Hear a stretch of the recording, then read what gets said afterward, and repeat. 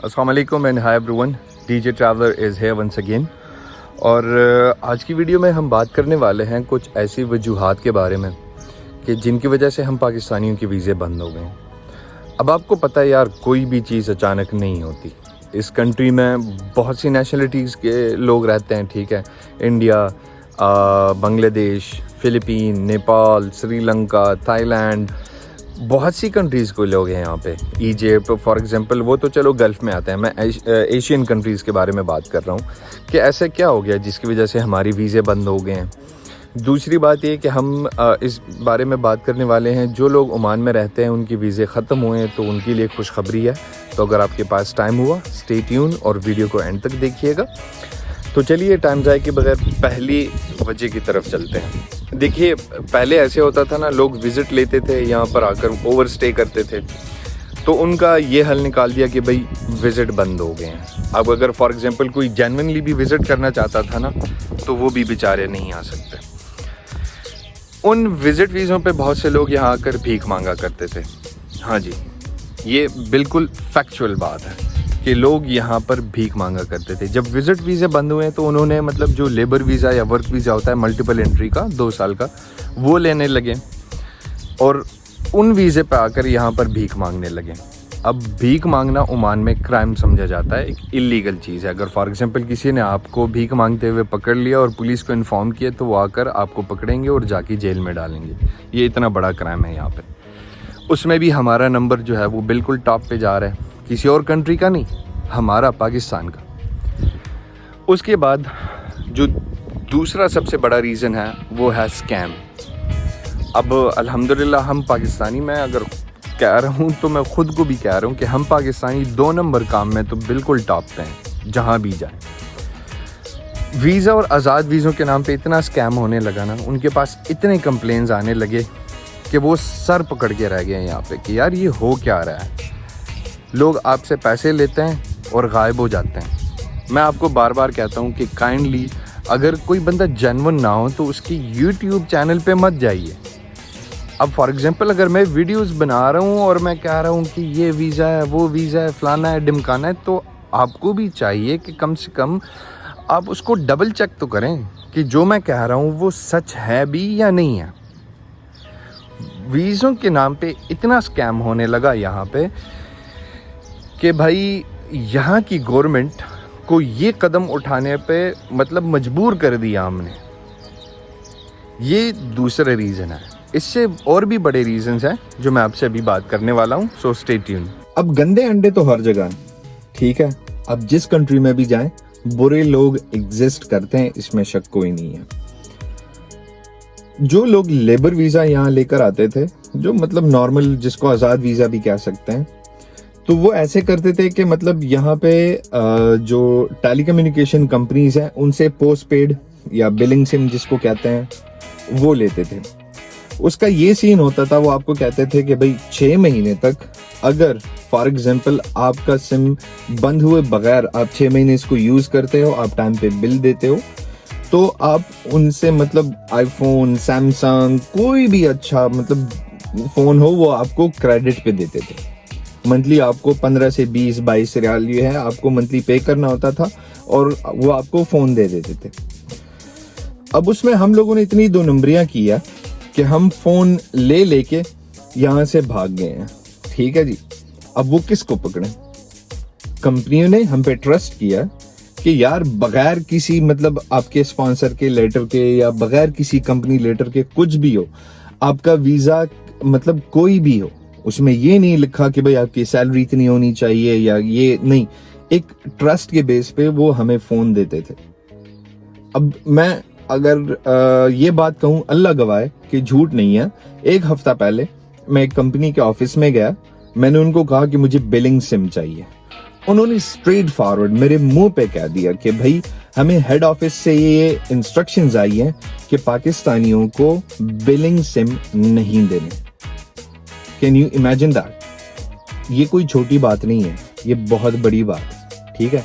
एक इंसान की सेल्फ रिस्पेक्ट जो है ना, वो ऐसा अजीब सा लगता है कि यार हम मतलब इतने गिर गए हैं, इतनी सारी नेशनलिटीज हैं, लेकिन सिर्फ हम ही हैं जिनके बारे में उनको ये मना किया गया है कि भाई इनको बिलिंग सिम नहीं देनी।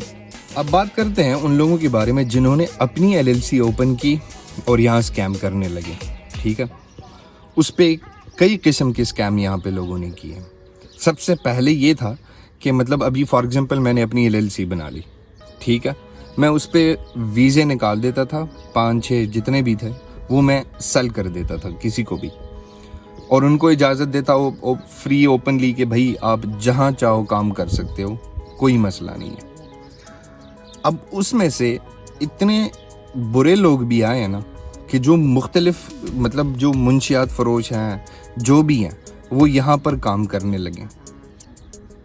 ठीक है, क्योंकि अगर फॉर एग्जांपल मैं किसी को वीज़ा देता हूँ, वो यहाँ पर आता है और मैं उसको फ्री हैंड देता हूँ, उसके पास काम नहीं। अब हर बंदा स्किलफुल तो नहीं होता, हर बंदे के पास जो है वो रिसोर्सेज तो नहीं होते ना कि मतलब वो एक रीज़नेबल अच्छी सी जॉब देख ले। तो उन्होंने क्या किया कि भाई 2 नंबर काम करने शुरू हो गए हैं। तो मतलब ये इल्ज़ाम कहीं ना कहीं तो जाता है ना, जो कि एट दी एंड हमारे मुल्क पे आ जाता है भाई। एक और स्कैम जो कि LLC के साथ ही रिलेटेड है वो ये था कि जब आप अपनी LLC यहाँ बनाते हैं तो आपको यहाँ पे चेक बुक दिया जाता है। अगर आप नॉर्मल लेबर वीज़े पे आए हो तो आपको चेक बुक नहीं मिलता, लेकिन अगर आप अपनी LLC खोलते हो तो वो आपको चेक बुक देते हैं आपके कंपनी के नाम पे।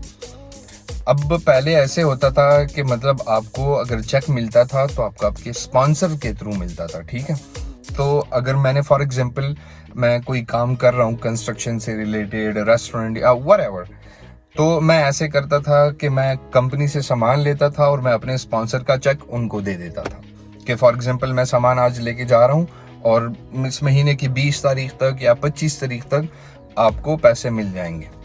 ठीक है, मैं उस डेट की उनको जो है वो चेक दे दिया करता था। तो अगर फॉर एग्जांपल आप भाग भी जाते थे ना तो आपका स्पॉन्सर जो यहाँ का होता था वो पकड़ा जाता था क्योंकि चेक उनके नाम होता था। अब ऐसे है कि अगर मेरी LLC है तो चेक बुक भी मेरी कंपनी के नाम पे है। लोगों ने क्या करना शुरू किया कि कंपनियों से सामान लेने लगे, आगे बेचने लगे, और जो चेक उनको दिया होता था उस टाइम का वो बाउंस हो जाता था और वो उससे पहले ही भाग जाते थे। तो अब यहाँ की गवर्नमेंट के पास और कोई हल नहीं है, वो किसको पकड़ेंगे क्योंकि कंपनी तो मेरे नाम पे है। अगर मैं यहाँ से भाग जाता हूँ तो कौन होगा फिर पकड़ने वाला, या कौन होगा जिससे वो पैसे वसूल करेंगे। ये भी एक बहुत बड़ा स्कैम चलने लगा था यहाँ पे। अब अगर आप यहाँ तक पहुंचे हैं मतलब वीडियो के एंड तक, तो आपसे बात करते हैं उस खुशखबरी के बारे में जो कि ओमान गवर्नमेंट ने इशू की है। ये न्यूज़ कि उन लोगों के वीज़े जो ख़त्म हुए 2017 से लेकर 2024 तक, मतलब पिछले 7 साल में जिनके वीज़े ख़त्म हो गए थे, एक्सपायर हुए थे और उन्होंने रिन्यू नहीं कराए थे, तो वो अपने वीज़े रिन्यू करा सकते हैं बगैर किसी फ़ाइन जमा कराए। ठीक है, अगर फॉर एग्जांपल आप सेम स्पॉन्सर के साथ अपना वीज़ा रिन्यू कराते हो तो भी आप कर सकते हो। अगर आप स्पॉन्सर चेंज कर रहे हो, तनाजुल कर रहे हो, मतलब अगला किसी और स्पॉन्सर के साथ आप अपना वीज़ा रिन्यू कराना चाहते हो तो भी आप ये ऑप्शन यूज़ कर सकते हो। और अगर आप फॉर एग्जांपल आप पाकिस्तान जाना चाहते हो यहाँ से, मतलब सिर्फ पाकिस्तान नहीं, लेकिन हम पाकिस्तानी हैं तो इसलिए मैं पाकिस्तान की बात कर रहा हूँ, कि अगर आप अपनी कंट्री वापस जाना चाहते हैं तो भी आप जा सकते हैं बगैर फ़ाइन जमा कराए हुए। पहले ऐसे होता था कि अगर फॉर एग्जांपल आपका वीज़ा ख़त्म हो जाता था तो आपको फिर फ़ाइन देना होता था। अब ओमान गवर्नमेंट ने ये इशू किया है कि भाई 1 फरवरी से ये शुरू होगा और आई थिंक जून या जुलाई के एंड तक। तो अगर कोई बंदा अपना वीज़ा रिन्यू कराना चाहता है तो ये आपके पास एक बेस्ट अपॉर्चुनिटी है, बगैर फ़ाइन जमा कराए आप अपना वीज़ा रिन्यू करा सकते हैं। खैर, at the end of the video मैं आपको ये कहना चाहता हूँ कि फॉर गॉड्स सेक ओमान के वीज़े बंद हैं। किसी को पैसे मत दीजिए, किसी की बातों में मत आइए। ठीक है, अगर कोई आपसे कहता है कि भाई हाँ हम करा सकते हैं तो वो सरासर बकवास कर रहे हैं। अब ये मुझे नहीं पता कि जिन लोगों के पास माजूनी हैं क्या उन माजूनियों पे वो वीज़ा इशू हो सकता है या नहीं।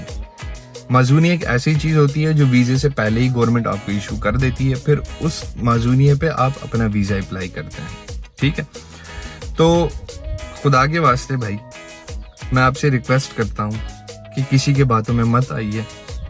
कोई वीज़ा फ़िलहाल इशू नहीं हो रहा। जब भी हमारे पास अपडेट आएगी हम आपसे लाजमी शेयर करेंगे। वीज़े ओपन होंगे तो भी आपको बता देंगे, नहीं होंगे तो प्लीज़ आप किसी को पैसे मत दीजिएगा, क्योंकि आजकल किसी किस्म के वीज़े नहीं निकल रहे हैं। आई थिंक जस्ट फैमिली वीज़े जो हैं वो इशू हो रहे हैं, बाकी मुझे नहीं लगता कि कोई और वीज़ा। मुझे उस दिन एक भाई बता रहे थे कि जो स्किलफुल वीज़े हैं, मतलब मैनेजरियल पोस्ट के या engineers, doctors, I don't know about that. मैं मतलब जो हमारे जैसे नॉर्मल लोग हैं जो लेबर वीज़े पे आते हैं, मैं उनके लिए इंफॉर्मेशन इकट्ठी करता हूँ, उसका मुझे नहीं पता। लेकिन नॉर्मल लेबर वीज़े, LLC बिजनेस पार्टनर वीज़े, ये सारे बंद हैं। तो प्लीज़ किसी को पैसे मत दीजिएगा, क्योंकि आपके पैसे हराम नहीं है, हलाल के हैं। तो एम भी लुटाइएगा मत किसी पे। इससे अच्छा आप किसी मस्जिद में दे दीजिए, या आपके आसपास कोई गरीब होगा उसको दे दीजिए, किसी स्कैमर को देने के बजाय। तो यही था आज का हमारा व्लॉग। कुछ कड़वी बातें थी, लेकिन जो हकीकत है वो तो है। अगर आपको बुरा लगा हो तो I am sorry, but that's the reality check for all of us. अगर कोई बात हो आपके माइंड में, कोई क्वेश्चन हो, तो आप कमेंट में भी पूछ सकते हैं, जैसे मैं हमेशा कहता हूँ। और आप मेरे इंस्टा पे भी मैसेज कर सकते हैं। और वो लोग जिन्होंने चैनल सब्सक्राइब नहीं किया तो काइंडली आपसे रिक्वेस्ट है, सब्सक्राइब कीजिए। मिलते हैं अगली वीडियो में। Till then take a very good care of yourself, और हमें भी अपनी दुआ में याद रखिए। अल्लाह हाफिज़।